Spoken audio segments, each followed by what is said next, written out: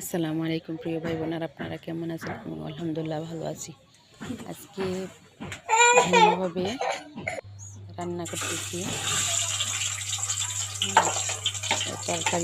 তরকারি যদি কোনো তরকারি হাতের কাছে না থাকে, তাহলে যদি আলু থাকে তাহলে এভাবে রান্না করে ট্রাই করবেন।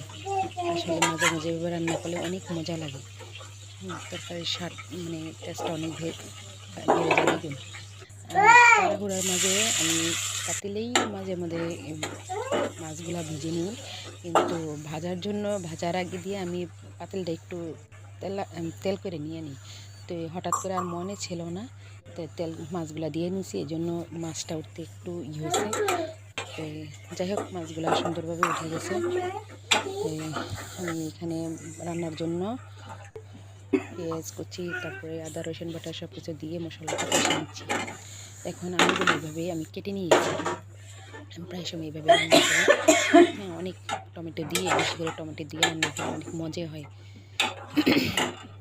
আপনারা খেয়ে দেখবেন। তাই আমি এখন রান্না শেষ, প্রায় শেষ বলতে কাছাকাছি। আমি কষানোর ভিতরে অনেক রান্না শেষ করে ফেলাই। তারপরে এখন টমেটো দিয়ে নিয়েছি। তারপরে বলবেন যে এত ঝোল, আসলে আমি ঝোলের তরকারি খাই বেশি, আর এত ঝোল থাকবে না, তরকারি মাখা হয়ে যাবে।